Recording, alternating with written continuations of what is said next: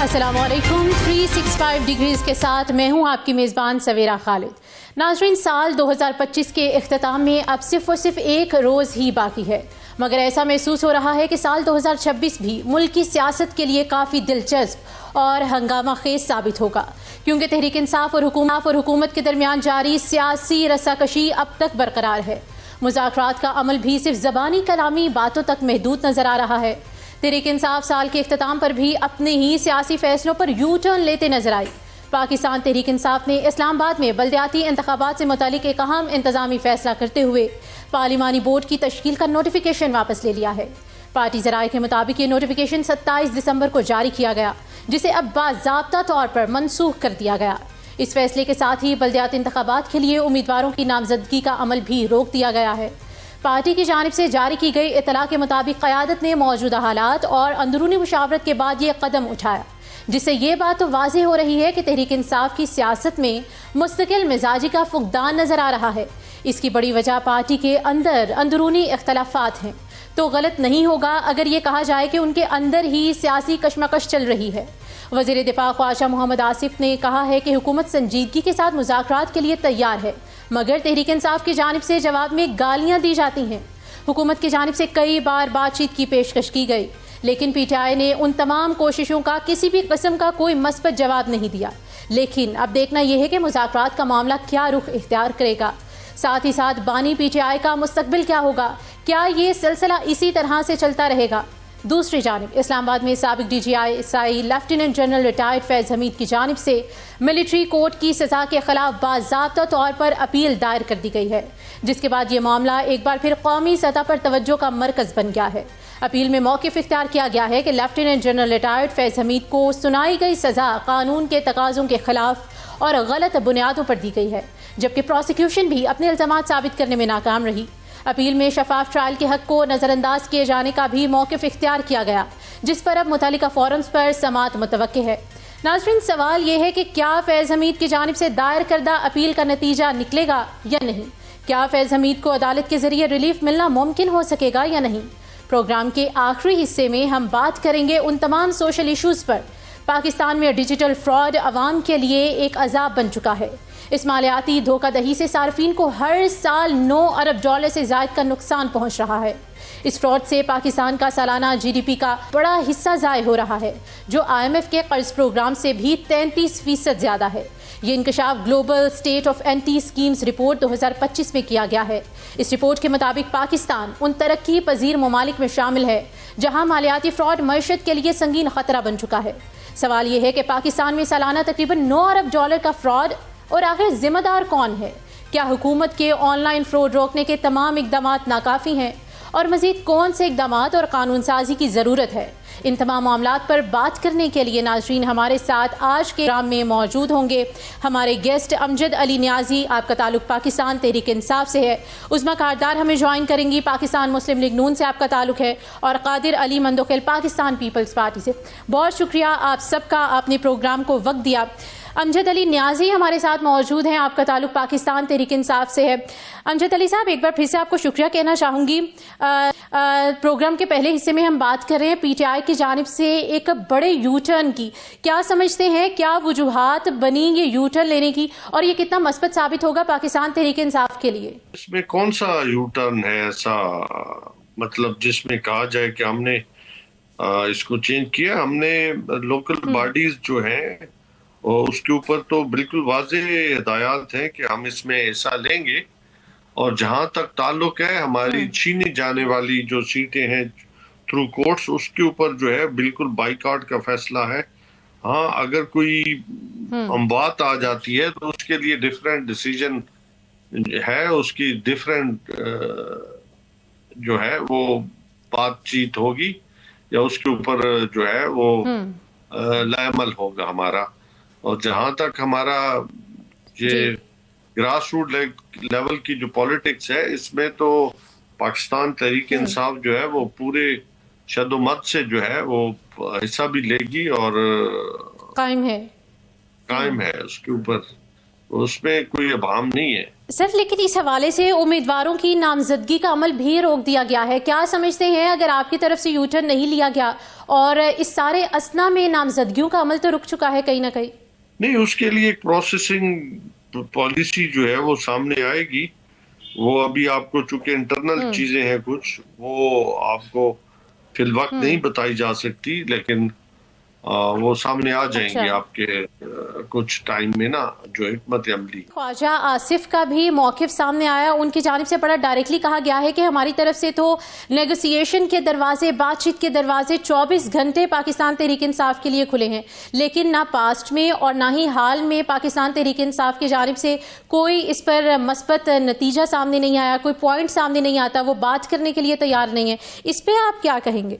سویرا، پاکستان تحریک انصاف کو عمران خان نے کوئی مینڈیٹ نہیں دیا نیگوسیشنز کا. ہاں، جہاں تک تعلق ہے علامہ ناصر صاحب کا اور محمود اجگزئی صاحب کا، ان کو بالکل مکمل ترین اختیار دیے گئے ہیں کہ وہ آگے کی طرف بڑھ سکتے ہیں، مزاحمت کر سکتے ہیں، یا کوئی بھی لائحہ عمل جو وہ بنانا چاہے اس میں ان کو خود مختاری دی گئی ہے. اور جہاں تک تعلق ہے ہماری لیڈرشپ کو، پاکستان تحریک انصاف کی، ان کو یہ اختیار حاصل نہیں ہے کہ وہ کوئی بات چیت کر سکیں یا کوئی اس کے اوپر جو ہے اپنا لائحہ عمل دے سکیں. تو یہ بڑی واضح پالیسی ہے ہمارے. ہم تو اسٹریٹ موومنٹ جو ہے وہ اس کے اوپر کام کر رہے ہیں، اور علامہ صاحب نے بالکل اور محمود اجگزئی صاحب نے گورنمنٹ کا جواب دیا ہے، اور اس کے اوپر وہ کام کر رہے ہیں. اگر گورنمنٹ سنجیدہ ہوئی تو یقیناً مثبت ان کو ملے گا. لیکن افسوسناک ہے کہ گورنمنٹ جو ہے صرف گفتن، نشستن اور برخاستن کرنا چاہتی ہے. عملی طور پہ ان کا کوئی ارادہ نہیں ہے کہ آگے کی طرف بڑھا جائے، جو ہماری نالج کے مطابق ہے. عملی طور پہ حکومت کا کوئی ارادہ نہیں ہے. سر اس حوالے سے بھی ہم بات کر لیتے ہیں. پاکستان مسلم لیگ نون سے عظمیٰ کاردار صاحبہ ہمارے ساتھ موجود ہیں. عظمیٰ صاحبہ، ابھی آپ نے گفتگو سنی ہے امجد علی صاحب کی. ان کی جانب سے کہا گیا ہے کہ جو حکومت کی جانب سے صرف اور صرف وقتی طور پر باتیں ہوتی ہیں اور یہ باتیں صرف باتوں تک ہی محدود رہتی ہیں، کوئی اس پر حکمت عملی اپنائی نہیں جاتی ہے. کیا کہیں گے؟ اور ساتھ ہی ساتھ میں آپ کے اس پر بھی کامنٹس لینا چاہوں گی کہ یہ جو نامزدگیوں کا عمل رکا ہے، پاکستان مسلم لیگ نون کی جانب سے کیا موقف سامنے آیا ہے؟ جی، بسم اللہ الرحمن الرحیم. بہت شکریہ سویرا، آپ نے مجھے انوائٹ کیا. سویرا، جب آپ کی جمہوری سوچ نہ ہو اور آپ کسی کے مینڈیٹ کو تسلیم نہ کریں اور میں نہ مانوں کی رٹ لگا کے بیٹھے رہیں، تو پھر اس کا وہی نتیجہ نکلتا ہے جو آپ دیکھ رہے ہیں، جو اس وقت تحریک انصاف جو ہے کنفیوژن اور کیوس کا شکار ہے. ان کی سب سے بڑی جو فیلئر کی وجہ بھی یہ تھی، بانی صاحب کو کیوں فارغ ہونا پڑا تھا؟ اس لیے کیونکہ یہ کسی سے ہاتھ ملانے کے روادار نہیں تھے، یہ کسی سے بات کرنے کے روادار نہیں تھے، یہ ہر ایک کو چور ڈاکو کہتے تھے. تو اس طرح سے تو سیاسی عمل یا جمہوری سوچ آگے نہیں بڑھتی ہے. کبھی بھی بات چیت کے دروازے بند نہیں ہوتے ہیں. ان لوگوں نے اس طرح کے اقدامات اٹھا کے اپنی پارٹی کو بھی ڈیوائیڈ کر لیا ہے. ان کی پارٹی میں جو سیاسی قد قامت والے جو لوگ تھے وہ اس وقت بالکل سائیڈ لائن ہو گئے ہیں. ان کی کوئی بات نہ مانتا ہے نہ سنتا ہے. آپ کو پتہ ہے کوٹ لکھپت سے بھی مذاکرات کی آواز ہی بلند ہوئی تھی. اور یہ اچکزئی اور علامہ ناصر کو پتہ نہیں یہ سمجھ کیوں نہیں آ رہی کہ وہ صرف اس وقت استعمال ہو رہے ہیں. ان کو کسی قسم کی کوئی اتھارٹی نہیں ہے، کیونکہ انہوں نے بھی مذاکرات کی بات کی تھی اور ساتھ ہی علیمہ خان نے کہہ دیا تھا کہ جو پی ٹی آئی میں مذاکرات کی بات کرے گا وہ ہم میں سے نہیں ہے. تو یہ ان کے کال اور فیل میں بہت تضاد ہے. ان کی اپنی پارٹی جو ہے وہ انتشار کا، ٹوٹ پھوٹ کا شکار ہو چکی ہے، مایوسیت کا شکار ہو چکی ہے. کون پارٹی رن کر رہا ہے کسی کو کچھ علم نہیں ہے. ہمارے دروازے تو بات چیت کے لیے کھلیں. دیکھیں، ہماری جو ان کو یہ سمجھ آ جانی چاہیے، 2 سال ان کو روتے پٹتے گزر گئے ہیں. یہ اگر یہ سمجھتے ہیں کہ ان کو ایک بانی صاحب کو ایک بلینکٹ این آر او مل جائے، وہ ہمارے ہاتھ میں نہیں، کیونکہ یہ عدالتوں کے فیصلے ہیں. اور اگر یہ سمجھتے ہیں کہ یہ پورا بوریا بسترا سسٹم کا لپیٹ دیا جائے، اور ہر ان کی فرمائش پہ ہر وقت ایک نئی الیکشن کرا دی جائے جس میں اگر ان کا مینڈیٹ آئے تو ٹھیک ہے, کسی اور کا آ جائے تو وہ پھر دھاندلی شدہ ہے.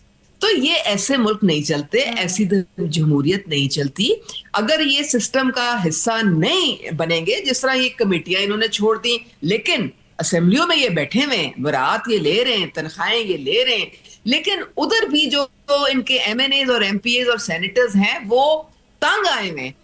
وہ کہہ رہے ہیں کہ جی ہمیں یہ کام نہیں کرنے دیتے. ہم چاہتے ہیں کہ ہم اس سسٹم کے ساتھ چلیں, ایک فعال اپوزیشن کا کردار ادا کریں, لیکن بانی صاحب ان کو چین سے بیٹھنے نہیں دیتے. تو اس لیے وہ بھی بےچارے, اب آج بھی میں ابھی اسمبلی سے آ رہی ہوں, بوائیکاٹ کر کے بیٹھے ہوئے. جمہوریت میں کوئی بوائیکاٹ ٹائپ کی چیز نہیں ہوتی, صرف آپ کا نقصان ہوتا ہے. اب یہ جو لوکل گورنمنٹ کی جو الیکشن آ رہی تھی, اگر انہوں نے اس میں سے بھی راہ فرار لی ہے تو وہ تو ایک ہی اس سے پیغام جاتا ہے, وہ یہ ہے کہ ان کی گراؤنڈ پہ کوئی پریزنس نہیں ہے, ان کی کوئی تنظیم نہیں ہے, اور ان کو پکا یقین ہے کہ یہ ہار جائیں گے, تو اس لیے یہ راہ فرار اختیار کرتے ہیں. یہی انہوں نے پچھلے بائی الیکشنز میں بھی کیا تھا. ایک سیٹ پہ انہوں نے وہ کھڑا کر دیا اپنا بندہ, باقی سے یہ بھاگ گئے. ادھر بھی ان کو شکست ہوئی, ان کو ہری پور میں اپنی صوبے سے وہاں پہ بھی شکست ہوئی. ان کی پذیرائی نہیں ہے عوام میں, کیونکہ انہوں نے کچھ کیا نہیں. انہوں نے اپنے مینیفیسٹو کا کوئی وعدہ پورا نہیں کیا. یہ نہ اپنے پارٹی کو کنٹرول کر سکے. اچھا, ان کے مینیفیسٹو ابھی ادھورے ہیں. عظمیٰ صاحبہ کا یہ پوائنٹ ہمارے سامنے آیا, ہم نے اس کو نوٹ بھی کر لیے. قادر مندوخیل پاکستان پیپلز پارٹی سے آپ کا تعلق ہے, ہمارے ساتھ موجود ہے. قادر صاحب, آپ نے گفتگو یقینی طور پر سنی ہوگی, دونوں پوائنٹس ہمارے سامنے آئے ہیں. ہم نے کل ہی دیکھا بلاول بھٹو زرداری کی جانب سے یہ موقف اختیار کیا گیا. انہوں نے باقاعدہ طور پہ کہا کہ ایک لمبی اننگز چلے گی. کیا سمجھتے ہیں اس اننگز میں پاکستان پیپلز پارٹی کا کوئی کردار نظر آئے گا, خاص طور پہ یہ جو لوکل گورنمنٹ کے حوالے سے جو الیکشنز ہونے ہیں ان میں؟ جی بہت شکریہ. لوکل گورنمنٹ کا ایک الگ ایشو ہے, لمبی اننگ کا ایک الگ معاملہ ہے. اگر پیپلز پارٹی ساتھ نہیں دیتی تو موجودہ حکومت تو بن نہیں سکتی تھی, اور یہی آفر ہم نے پی ٹی آئی کو کی ہے جو انہوں نے ٹکرا دیا. تو یقیناً بلاول بھٹو صاحب کا یہ ہے کہ یہ فارم 45-47 کا جو ہے نا وہ سلسلہ بند کریں. دیکھیں آج نواز شریف صاحب جیت گئے, ٹریبونل نے ڈاکٹر یاسمین راشد صاحبہ کا پٹیشن مسترد کر دی ہے. دیکھیں نا, اب آپ خواہ کہتے ہو فارم 47 کا میں نے, تو فارم 45 ثابت ہو گیا. تو اسی طرح ہم یہ کہتے ہیں کہ اب 2018 میں جس طرح فیض حمید نے آر ٹی آئی سسٹم بٹھا کے اور پی ٹی آئی کو پاکستان پہ مسلط کر دیا ہے, ہم نے اگلے الیکشن کا انتظار کیا ہے. میرے حلقے نے 242 سے مخبر خاص مصطفیٰ کمال کو میری سیٹ پہ بٹھایا 3008 ووٹ پہ. میں بیٹھا ہوں آرام سے اگلے الیکشن کا انتظار کر رہا ہوں, نہ چیخ رہا ہوں نہ چلا رہا ہوں, نہ مجھے ٹریبونل شمنل پہ اعتبار ہے, نہ میں اس کیس کا انتظار کر رہا ہوں, نہ میں کروں گا, کیونکہ مجھے پتا ہے جو فیصلہ ہو گیا, جو فیصل واڈا نے مجھے پہلے ہی 2 مہینے پہلے بتا دیا آپ کو نہیں مل سکتی ہے, تو میں اسی صبر پہ بیٹھا ہوں. سوال یہ ہے کہ آپ نے 2.5 سال گزار دیے, 12 سال آپ نے خیبر پختونخوا میں حکومت چلا لی ہے, آپ کا رزلٹ کیا ہے؟ یعنی ترقیاتی کام تو دور کی بات ہے, اسپتال اسکول تو دور کی بات ہے, یونیورسٹی تو دور کی بات ہے, روزگار تو دور کی بات ہے. آپ جو جلسے جلوس کر رہے تھے وہ بھی آپ ناکام ہوئے. 25 کروڑ لوگ ہمارے ساتھ ہیں بابا, 25 کا ریٹ جو آپ نے لگا ہے, ابھی سہیل افریدی صاحب لاہور آئے تو کتنے لوگ ان کے ساتھ ہیں, اور پھر اس کے بعد ان کی کیپٹل پشاور جہاں 12 سال سے حکومت ہے وہاں 25 لوگوں کو شوکاز دیا گیا ہے کیونکہ لوگ اکٹھے نہیں کر سکے. یہ میں نہیں کر رہا ہوں, یہ پی ٹی آئی کا خود اپنا بیان ہے کہ لوگ نہیں نکال سکے, اس وجہ سے 25 رہنماؤں کو شوکاز دے دیا گیا. تو میں یہ سمجھ رہا ہوں کہ ان ساری چیزوں کو ایک طرف کر کے 2 سال گزر گئے, آگے 3 سال ہے, یہ اپنے صوبے پہ فوکس کر دے اور بتائے صوبے کو ایک مثالی صوبہ بنا لے, اور پھر سندھ کو بھی تانا دے, بلوچستان کو بھی دے, اور پنجاب کو بھی دے کہ دیکھیے ہم نے خیبر پختونخوا کیسے بنا لی ہے. تو میں یہ سمجھ رہا ہوں کہ اب وہ آنے والا جو الیکشن ہے, لوگ بڑے ہوشیار ہو گئے, سوشل میڈیا کا دور ہے, ہر آدمی کا جو کارکردگی ہے وہ ایسی جو ہے نا وہ کیا کہتے ہیں وہ سلیٹ بھی جو اسکول میں استعمال کرتے ہیں اس پہ لکھا ہوا ہے, یعنی سمجھ لو کہ آپ کا پورا جو ہے نا وہ بینر لگا ہوا ہے کہ آپ نے کیا کام کیا کیا نہیں کیا. تو میں یہ سمجھ رہا ہوں کہ ان چیزوں سے رکھ کے اب آگے ہوگا کیا. آپ مجھے بتا دو کہ سارے عربے تو استعمال کر لیے, پارٹی کے نوجوانوں کو نے میر جعفر میر صادق ڈکلیئر کی ہے, اور وکلا ان کو پارٹی سنبھال نہیں سکے، پرائے پارٹی سے لوگوں کو ادھار پہ لینا پڑا اپوزیشن لیڈر بنانے کے لیے. اب اور کتنے گریں گے اور کتنی اپنی زوال دیکھیں گے. اگر اس چیز پہ خوش ہو گئے، ایک دوسرے کی تعریف کر دیں گے، او جی کل الیکشن کراؤ خان جیت جائے گا. بابا کل کیوں الیکشن کرائیں گے؟ آپ نے 2018 میں RTST میں بٹھا کے تو آپ نے کرایا الیکشن، ہم تو چیخا بڑا، آپ نے نہیں کرایا. تو آپ نے نہیں کرایا تو موجودہ حکومت کیسے کرائے گی؟ نہیں کرائے گی. آپ کو 2029 تک انتظار کرنا پڑے گا. اب 2029 تک میری طرح صبر کر کے اور پرفارمنس دکھا دے. ایک اہم پہلو پر بات کرتے ہیں. فیض حمید کے ٹرائل کے حوالے سے اپیل دائر کر دی گئی ہے اور کیا نتائج سامنے آئیں گے، اس حوالے سے سب سے پہلے ہم بات کر لیتے ہیں. ہمارے مہمان قادر مندقیل ہمارے ساتھ موجود ہیں. فیض حمید کی جو سزا کا معاملہ ہے ایک بار پھر قومی سطح پر توجہ حاصل کر رہا ہے اور ٹرائل کو چیلنج بھی کیا گیا ہے. کیا سمجھتے ہیں کس حد تک سکسیسفل رہے گا یہ ٹرائل؟ دیکھیے یہ تو ہر ملزم کا حق ہے کہ وہ کوئی نیچے والا کورٹ فیصلہ دے، وہ اس کا حق ہے. ابھی تو ہائی کورٹ میں اس نے اپیل کی ہے، ہائی کورٹ اس کے خلاف فیصلہ دے تو سپریم کورٹ بھی ان کے پاس چانس ہے. تو ہر ملزم کا آرٹیکل 10 کے مطابق ان کو اختیار ہے، حاصل ہے. لیکن میں یہ سمجھ رہا ہوں کہ کیا فیض حمید نے پورا پاکستان کو جلانے کا پلان نہیں بنایا تھا؟ کیا انہوں نے فوج کے اندر بغاوت کرنے کا پلان نہیں بنایا تھا؟ کیا انہوں نے اپنے آپ کو تاحیات آرمی چیف اور عمران خان صاحب کو تاحیات صدر پاکستان بنانے کا پلان نہیں بنایا تھا؟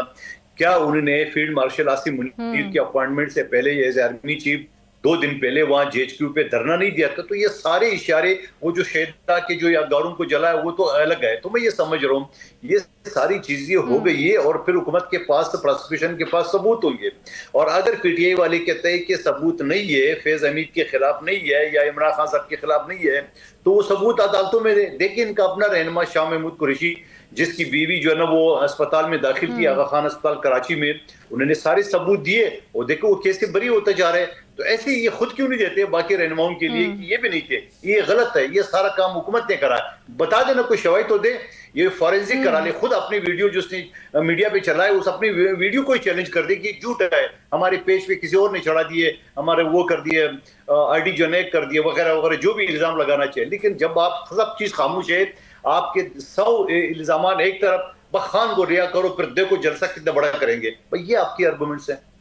سر ان کی جانب سے بڑا ڈائریکٹلی یہ بھی کہا گیا ہے کہ یہ جو کیس تھا غلط بنیادوں پر یہ فیصلہ سنایا گیا ہے اور یہ آئینی تقاضوں کو پامال کیا گیا ہے. اور ساتھ ہی ساتھ جو بڑا امپورٹنٹ اسپیکٹ اس کیس میں ڈسکس کیا گیا ہے اس ٹرائل میں کہ پروسیکیوشن بھی اپنے الزامات ثابت کرنے میں ناکام رہا ہے. اس حوالے سے کیا کہیں گے آپ؟ دیکھیے اگر پروسیکیوشن ناکام رہی ہے تو جج نے فیصلہ کس بیس پہ دیا ہے؟ اور اگر جج نے فیصلہ پروسیکیوشن کی ناکامی کے باوجود دیا ہے تو ان کو تو خوش ہونا چاہیے. وہ تو اپیل میں 2 منٹ میں ختم ہو جائے گا معاملہ. تو اس میں یہ فریاد کا رونے دھونا کس بات کا؟ تو بڑا آسان سے ہے. اگر کیس کمزور پوائنٹ ہے، میں ایز اے وکیل آپ کو بتاؤں، ہمارے خلاف جو فیصلہ آتا ہے اور ہم سمجھ رہے تھے کہ جج نے جو فیصلہ غلط کیا ہے یا پروسیکیوشن کے ساتھ مل گیا یا جو بھی الزام لگانا چاہے، تو ہمارے لیے تو بڑا اچھا پوائنٹ ہے. ہم ہائی کورٹ سپریم کورٹ میں ثابت کرتے کہ جناب یہ پوائنٹ پہ پروسیکیوشن نے کوئی ثبوت نہیں دیا. تو یہ ثبوت دے دیں نا شاہ محمود قریشی کی طرح. پریشان کی اس بات کے، خوش ہونا چاہیے کہ چلو نیچے ٹرائل کورٹ نے ٹائم ضائع کر دیے، 1 ہفتے کے بجائے انہوں نے 2 سال کیس چلا لیے. اب جا کے وہ ہائی کورٹ سپریم کورٹ سے 1 ہفتے میں فیصلہ کرا لے منٹ میں. اور وہاں ہائی کورٹ سپریم کورٹ میں تو ٹرائل بھی نہیں چلتا ہے، وہاں تو صرف آرگومنٹ چلتے ہیں. جو ایویڈنس ہوتا ہے لوور کورٹ کا اسی کے اوپر ہے، مزید کوئی ایویڈنس بھی نہیں ہوتا ہے. یعنی ایک آدھ پیشی کی مار ہے تو ختم کرا دے اگر پروسیکیوشن نے غلط کیس بنایا. ٹھیک ہے. امجد علی صاحب کی جانب آنا چاہوں گی. امجد صاحب، یہ جو فیصلہ ہے فیض حمید کے ٹرائل کے حوالے سے اور اس فیصلے کے حوالے سے اپیل دائر کر دی گئی ہے، کہا گیا ہے کہ شفاف ٹرائل کے حق کو نظر انداز کیا گیا ہے. کیا سمجھتے ہیں واقعی طور پر نظر انداز کیا گیا ہے یا جو ٹرائل دائر کرنے سے پہلے اپیل کی جاتی ہے وہی زبانی کلامی الفاظ استعمال کیے گئے ہیں؟ سبیرا، جہاں تک یہ کیس کا تعلق ہے، یہ ادارہ کا اپنا انٹرنل معاملہ ہے. ہم پہلے بھی کہہ چکے ہیں کہ ہمارے ریلیٹڈ کوئی چیز آئے گی تو ہم اس کے اوپر تبصرہ کر سکتے ہیں. فیض حمید صاحب جو ہے ان کے اگر کچھ اسپوکس مین ہے تو وہ اس کے اوپر بہتر تبصرہ کر سکتے ہیں. ہم اس پوزیشن میں ابھی نہیں ہے کہ ہم ان کو جو ہے اس کے اوپر اپنی ڈیبیٹ کریں یا اس کے اوپر جو ہے وہ اپنی چیزیں بیان کریں. اور دوسری، میرے بھائی نے جو باتیں کی ہے، ہم تو پچھلے 2 سال سے کہہ رہے ہیں کہ آپ بے شک اس کے اوپر کمیشن بنا دیں اور اس میں واضح ہو جائے گا کہ کون گناہ گار ہے کون بے گناہ ہے. اگر کوئی گناہ گار ہے تو اس کو سزا ملنی چاہیے، اور جو بے گناہ ہے، جو لوگ جیلوں میں پڑے ہیں، ان کو جو ہے وہ ریلیف ملنا چاہیے. ہم اس کے اوپر بارہا اسی لیے کہتے ہیں کہ ایسا آزاد کمیشن جو طاقتور ہو, جو سب چیزوں کو پروب کرے, جو دودھ کا دودھ اور پانی کا پانی کر سکے, اس میں جو بے گناہ لوگ ہیں ان کو ریلیف. سر, اس کیس میں جو بڑا امپورٹنٹ اسپیکٹ ہے وہ یہ ہے کہ فیض حمید کا نام ڈائریکٹلی 9 مئی کے حوالے سے بھی جوڑا جاتا رہا, اس کی پلاننگ میں, ایگزیکیوشن میں, اور ہم نے دیکھا کہ 4تھ شیڈیول اسی طرح سے لاگو ہوتا ہے. کیا سمجھتے ہیں کہ 9 مئی کے حوالے سے کچھ کینڈیڈیٹس کو سزائیں بھی ہوئیں, کچھ کے حق میں بھی فیصلے آئے ہم نے دیکھا, کیا سمجھتے ہیں اس بار حق میں فیصلہ متوقع کر سکتے ہیں ہم؟ میں نے پہلے کہا کہ ہمارے ریلیٹڈ چیزیں کوئی آئیں گی اس کے اوپر میں بحث کر سکتا ہوں. اس سے پہلے جو ہے ہماری جو بحث ہے نا وہ ان کے کوئی اسپوکس مین یا ان کی لیگل ٹیم ہی اس کے اوپر بتا سکتی ہے, کیونکہ ابھی یعنی آپ یہ کہہ رہے ہیں کہ پاکستان تحریک انصاف کا فیض حمید کے ٹرائل کے ساتھ کوئی لینا دینا نہیں ہے؟ بالکل. میں غلط تو کہہ رہا ہوں تو بتا دو. ہم ان کے انٹرنل ادارے کا بھی معاملات ہیں, وہ خود دیکھ رہے ہیں اس کو. ٹھیک ہے, اداروں کو خود دیکھنے کی ضرورت ہے. یہ ہمیں کامنٹس آئے ہیں امجد نیازی صاحب کی جانب سے. مس کاردار صاحبہ بتائیے گا کہ جو کامنٹس ہمیں نیازی صاحب کی جانب سے موصول ہوئے ہیں کہ یہ اداروں کا انٹرنل میٹر ہے, Pakistan Tehreek Insaf directly indirectly in any way اس کے ساتھ کنیکٹڈ نہیں ہے, کیا سمجھتی ہیں آپ؟ مجھے ہنسی آ رہی ہے کہ جو بانی صاحب جب پی ایم کی کرسی پہ بیٹھے ہوئے تھے تو نیازی صاحب کو شاید علم نہیں ہے کہ جو پی ایم ہاؤس ہے وہ کون چلا رہا تھا. پی ایم ہاؤس ایک شخص چلا رہا تھا جس کا نام ہے فیض حمید, اور کوئی چیز ایک پتا بھی نہیں ہل سکتا تھا اس پی ایم ہاؤس میں فیض حمید کے حکم کے بغیر. اور یہ ساری جو ان کو کورٹ مارشل ہوا ہے تو یہ کوئی خالہ جی کا گھر نہیں تھا. یہ ادارے نے اپنا جو خود احتسابی کا جو عمل شروع کیا وہ 9 مئی سے شروع ہوا ہے. آپ کو یاد ہے کہ سب سے پہلے بہت ہائی رینکنگ آفیسرز اور کافی سارے لوگ جو تھے ادارے نے ان کو جو ہے وہ کٹہرے میں کھڑا کر کے ان کا فیصلہ اسی وقت سنا دیا تھا. فیض حمید کا تو کافی لمبا لٹکا ہے کیس, اور کئی مہینے جو ہے پوری ایویڈنس ظاہر ہے اگر جب ان کو سزا ہوئی ہے تو پوری ایویڈنس کے ساتھ, پورے شواہد کے ساتھ کہ نمبر 1 انہوں نے اپنے اختیارات سے میں ایک بات کہنا چاہوں گا. سب کو پتا ہے کہ اختیارات سے انہوں نے کیسے تجاوز کیا تھا اور کس طرح سے ان کی سیاسی مداخلت جو ہے وہ بھی پروو ہو گئی ہے. کس طرح سے انہوں نے بیٹھ کے بانی صاحب کے ساتھ پورا یہ ایک پلان بنایا تھا 9 مئی کا, اور کس طرح سے اس کو جو تھا اس کو امپلیمنٹ کروایا اور ایکسیکیوٹ کروایا. تو یہ تمام جرائم کس طرح سے ایگزیکیوشن ہوئی, نیازی صاحب بھی کوئی اپنا پوائنٹ دینا چاہ رہے ہیں, ان سے بھی ان کی رائے جان لیتے ہیں اس بات پہ. عظمیٰ کاردار کی جانب سے جو کہا گیا, بات کہنا چاہوں گا سویرا بھائی, انہوں نے اتنی لمبی چوڑی بحث کی ہے قادر مند خیال صاحب نے اور عظمیٰ کاردار نے, انہوں نے چارج شیٹ پڑھی ہے. ان کو جو حواب میں ماری جا رہی ہے نا کرایا ہے نا وہ نظر نہیں آتا. عظمیٰ صاحب نیازی صاحب کو بھی موقع دیتے ہیں, ان سے بھی ان کے فائنل ورڈز پوچھتے ہیں اس بارے میں. یہ عقل کل سمجھتے ہیں. پرابلم ہی ان کا یہ ہے کہ یہ عقل کل سمجھتے ہیں, اپنے آپ کو فرعون یہ لوگ سمجھتے ہیں, دوسرے کا نہ یہ مینڈیٹ مانتے ہیں, دوسرے کا نہ یہ سمجھتے ہیں کہ وہ کوئی صادق ہیں یا امین ہے. پرابلم ہی ان ساروں کا یہ ہے. تو ان کو میں اب کیا کہہ سکتی ہوں, ان کو آپ ان کے حال پہ چھوڑ دیں. اب جو ان کو رائٹ آف اپیل چونکہ فیض حمید کو تھا تو وہ ایک قانون کے مطابق رائٹ آف اپیل اپنا وہ استعمال کریں, ضرور کریں, لیکن یہ اتنا سکہ بند ان کے خلاف ثبوت ہے جو کہ عدالتوں میں پروو ہو چکا ہے کہ مجھے نہیں لگتا کہ ان کو کوئی بھی ریلیف مل سکے گا. نیازی صاحب بھی کچھ کمنٹس دینا چاہ رہے ہیں اسی سٹیٹمنٹ پہ. جی میں یہی کہنا چاہ رہا ہوں, ان کو تو یہ بھی نہیں پتا کہ کیس نمبر کیا ہے, ان کو چارج شیٹ کن میں کیا گیا ہے, کون سے اس کے اوپر جو ہے پراسیکیوشن نے کون سے ایویڈنس دیے.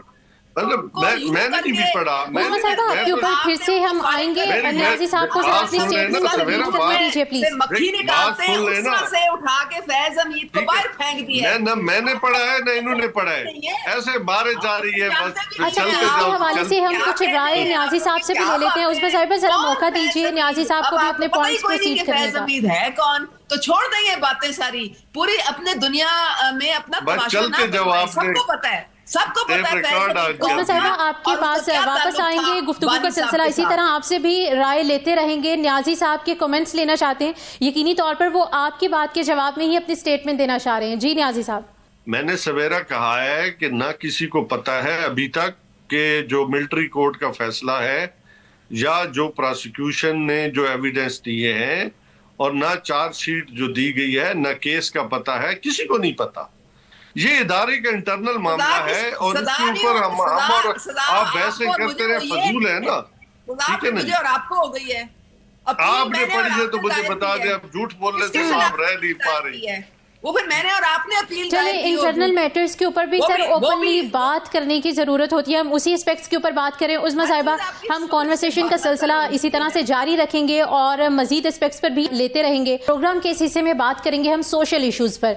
यकीनी तौर पर आज के इस ज़माने में और आज के इस साल में हमें सोशल इशूज पर बात करने की निहायत ज़रूरत है और ख़ास तौर पर हम डिजिटल फ्रॉड के हवाले से बात करेंगे। पाकिस्तान में हमने देखा है कि इसका रुझान हर गुजरते दिन के साथ बढ़ता जा रहा है और अवाम के लिए ये एक बहुत बड़ा मसला साबित हो रहा है। इनफैक्ट अगर ये कहा जाए कि जो अनअवेयर लोग हैं उनके लिए ये डिजिटल फ्रॉड एक अजाब बन चुका है। इनफैक्ट लोग इस बात को समझने से भी कासिर हैं कि इन फ्रॉड के साथ कोप अप कैसे करना है, इनको जवाब कैसे देना है, कोर्ट में अपनी राय किस तरह से आगे प्रोसीड करनी है। प्रोग्राम के इस हिस्से में हम बात करेंगे सोशल फ्रॉड के हवाले से। धोखाधड़ी से सार्फिन को हर साल 9 अरब डॉलर से जायद का नुकसान पहुंच रहा है। नाज़रीन, ये जो फ्रॉड है ये पाकिस्तान का सालाना जीडीपी का 2.5% हिस्सा ज़ाय करता है, जो कि एक बहुत बड़ा हिस्सा है। जीडीपी का यही हिस्सा हम किसी उस एस्पेक्ट पे खर्च करें जो पाकिस्तान को, पाकिस्तान के अवाम को फ़ायदा दे सके, तो यकीनी तौर पर इसके बहुत ज़्यादा और बहुत फ्रूटफुल हमें नताइज सामने आएंगे। उस्मा कारदार साहिबा से हम इस हवाले से उनकी राय जानते हैं। उस्मा साहिबा, पाकिस्तान में जो डिजिटल फ्रॉड का ये जो है निज़ाम बढ़ता चला जा रहा है, लोग अनअवेयर हैं इससे, क्या समझती है इसको कॉप करने के लिए, रोकने के लिए गवर्नमेंट को क्या इकदाम करने चाहिए? देखिए, सबसे पहले तो एक अवेयरनेस कैंपेन बहुत जरूरी है।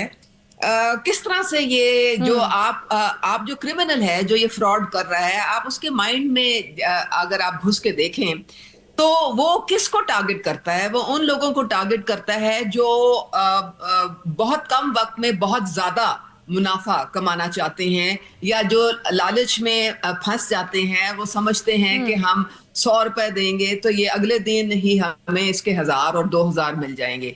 तो सबसे पहले तो ये हमारे माशरे में जो एक शॉर्टकट्स ढूंढने का जो रास्ता लोग देख रहे हैं ना इधर उधर, इसको ये माइंडसेट बदलना पड़ेगा। देखिए, कोई हार्ड वर्क और मेहनत का कोई शॉर्टकट नहीं होता। आपने अगर पैसा कमाना है आप जरूर कमाएं, लेकिन एक प्रॉपर तरीके से कमाएं, जो एक एस्टैब्लिश तरीका होता है, ताकि कोई आपको फ्रॉड ना कर सके, कोई आपको धोखा ना दे सके, कोई आपकी आंखों में धूल ना झोंक सके। अब मैं आपको छोटा सा एग्जांपल देती हूँ। मुझे आए दिन फोन आता है, ये जी कोड आपको हमने भेजा है, ये कोड फौरन आपने ये मांगा है, इसको आप अपने उस पे व्हाट्सएप पे हमें डाल के तो भेजे। और वो होता ये है कि आप जब समझते हो कि ओहो पता नहीं कौन सा मुझे पार्सल आया या कौन सा मुझे कोड आया, और आप फटाफट वो डाल देते हैं, वो आपका जनाब हैक हो जाता है। उसके बाद फिर वो आपके अकाउंट से मुख्तलिफ लोगों को कहते हैं कि जी हम आपके दोस्त हैं, आप हमें हमारे ये जायज अकाउंट में इतने पैसे भेज दें, हम बहुत प्रॉब्लम में। देखिए, ये चीजें जो हैं आपको मुहतात रहना पड़ेगा इन चीजों से।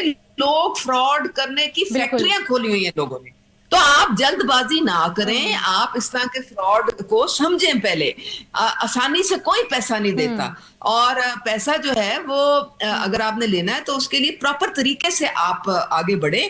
آن لائن فراڈ بھی بے تحاشا ہوتے ہیں, اس میں بھی آپ کو دیکھنا پڑتا ہے کہ آپ اپنا کریڈٹ کارڈ جو ہے کہیں ایسی جگہ جو ہے وہ ایکسپوز نہ ہونے دیں یا اس کے نمبر نہ ڈالیں جو سائٹ سیکیور نہیں ہوتی ہے.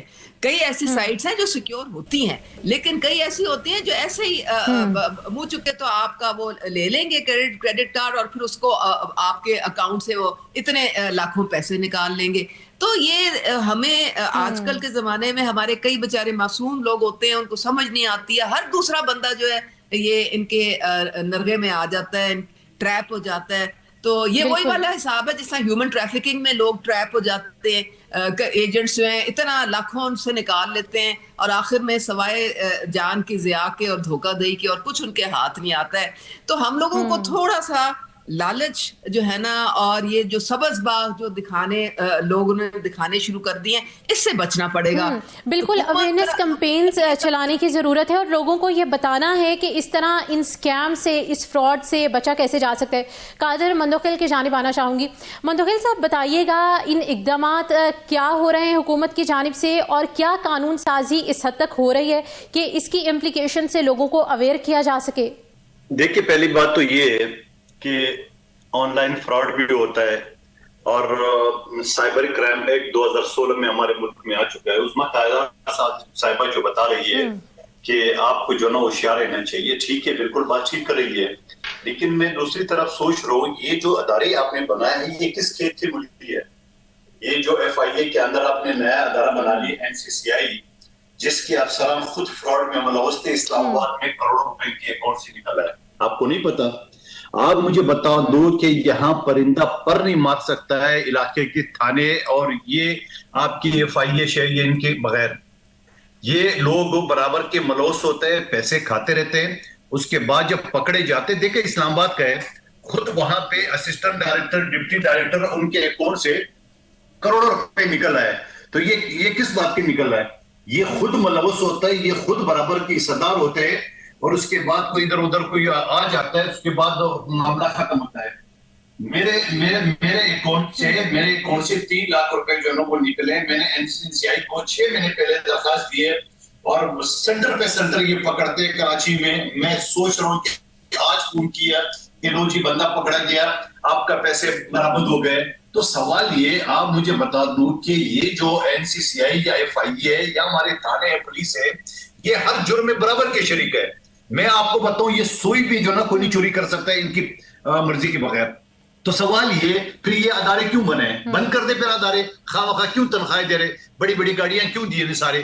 اگر ساری چیز ہم نے کرنا ہے, عوام نے کرنا ہے, اور یہ ادارے جو اس کے ساتھ ملے ہوئے ہیں برابر کی حصدار ہوتے ہیں, کھاتے ہیں, یہ میں الزام نہیں لگا رہا ہوں. ابھی اسلام آباد میں نہیں پکڑے گئے بالکل ادارے مندوخیل کی جانب سے یہ کہا گیا ہے کہ ادارے بھی اس میں برابر کے ملوث ہیں. عظمیٰ صاحبہ آپ کی جانب آنا چاہوں گی, آپ کے ریمارکس اس کے اوپر جاننا چاہوں گی کہ جس طرح مندوخیل صاحب نے کہا ہے کہ ادارے اس میں برابر کے شریک ہیں, باقاعدہ طور پر ادارے بنے تو ہوئے ہیں لیکن وہ کیا کام کر رہے ہیں وہ نظر نہیں آ رہا اس سوشل اسکیمز کو ریکور کرنے کے لیے. اور ساتھ ہی ساتھ ایک اور بڑا سوال میرے پاس یہ ہے کہ بے نظیر انکم سپورٹ پروگرام یقینی طور پر ایک فلاحی کام ہو رہا ہے, بہت سارے لوگوں کو اس سے ریلیف ملتا ہے, لیکن بہت سارے میسیجز بھی ریسیو ہوتے ہیں لوگوں کو کہ بے نظیر انکم سپورٹ پروگرام سے ہم بات کریں تو آپ کا اتنا کا ایوارڈ ہے, اتنا انعام آپ کا نکلا ہے, اتنے پیسے آپ کو ملیں گے, لیکن یہ کوڈ انٹر کریں اور یقینی طور پر وہ ایک اسکیم ہوتا ہے. اس حوالے سے بھی بتائیے. دیکھیں یہ بات جو کر رہے ہیں نا قادر مندوخیل صاحب, ہمارا جو سائبر کرائم میں جو ڈیل کرتا ہے نا ادارہ وہ FIA ہے, لیکن میں آپ کو یہ بتا دوں کہ ہمارے FIA کے جو یہ آن لائن جو فراڈ کے جو ادارہ جو اس کا اس وقت ذمہ داری جس کے اوپر ہے, ان کے پاس اتنی کیپیسٹی بلڈنگ نہیں ہے, اتنے ریسورسز نہیں ہیں. اگر وہ ایکشن لیتے بھی ہیں تو آن لائن فراڈ پکڑنا جو ہے بہت مشکل کام ہوتا ہے, وہ کوئی اتنا آسان نہیں ہوتا. مندوخیل صاحب ابھی ہماری عظمیٰ کاردار صاحبہ سے بات ہوئی ہے, ان کی جانب سے یہ کہا گیا ہے کہ ادارے تو ہیں, جس طرح سے آپ نے کہا کہ FIA ہے, سائبر کرائم ہے, NCCI ہے, لیکن اس کرائم کو پکڑنے کے لیے ہمیں بہت زیادہ ریسورسز چاہیے. کیا سمجھتے ہیں ریسورسز ناکافی ہیں یا کافی ہیں یا اقدامات کا فقدان ہے؟ دیکھیں سوال یہ کہ ریسورسز اگر نہیں تو یہ دکان کھول کے کیوں بیٹھے ہوئے ہیں؟ یہ بڑی بڑی گاڑیاں، بڑے بڑے دفاتر کیوں بیٹھے ہوئے ہیں؟ آپ مجھے بتا دو کہ جب خود یہ فراڈ میں ملوث ہوتا ہے، خود ان کی سپورٹر ہوتا ہے، یعنی اگر آپ کوئی ایران کا، افغانستان کو اسمگلنگ کا مال لاتے ہو تو یہ کیوں ہوتا ہے؟ اور پھر یہ جو عظمیٰ صاحبہ بتا رہی میسیجز بالکل آتے ہیں، کیا یہ میسیجز روک نہیں سکتے؟ ابھی پچھلے دنوں میں ہمارے ایک سابق وفاقی وزیر کا اکاؤنٹ ہیک ہو گیا، اس کے بعد میں نے NCCI کو فون کیا ہے، میں نے کہا جناب ابھی بھی اس کا نمبر آن ہے اور میں چیٹنگ کر رہا ہوں ان کے ساتھ، آپ دیکھ لیں۔ کہہ رہے آپ ایسا کریں، بندہ کدھر ہے؟ میں نے کہا اسلام لے، کہہ رہے وہاں کمپلین کر لیں۔ تو بابا آپ ہی کر لیں، آپ کو میں کمپلین کر رہا ہوں۔ سوال یہ کہ یہ حال ہے ان کی نائلی کا، کروڑوں روپے تو لے رہے، لاکھوں روپے تنخواہ لے رہے، مگر اس کے بعد یہ میسج نہیں پکڑ سکتے۔ آپ مجھے ایک بات بتا دو، بڑے بڑے ہمارے انٹیلیجنس نے کام کیے، دیکھیے ابھی کوئی خودکش خواتین پکڑی گئی ہے یہاں کراچی سندھ پولیس نے، تو میں یہ سمجھ لوں کارکردگی ہے، جو کارکردگی اچھی تو تعریف کرنی چاہیے، مگر یہ جو آئے دن لوگوں کو میسیجز آتے ہیں، کہاں سے آتے ہیں ان کو نہیں پتہ چلتا ہے۔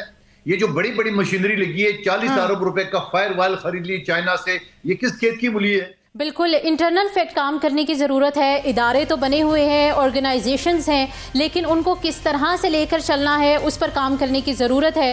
مندوخیل صاحب ہمیں اپنی آرا سے آگاہ کر رہے تھے، آپ کا شکریہ۔ ہمارے پروگرام میں عظمیٰ کاردار صاحبہ موجود تھیں اور ساتھ ہی ساتھ امجد علی نیازی نے ہمیں وقت دیا، آپ سب کا بہت شکریہ۔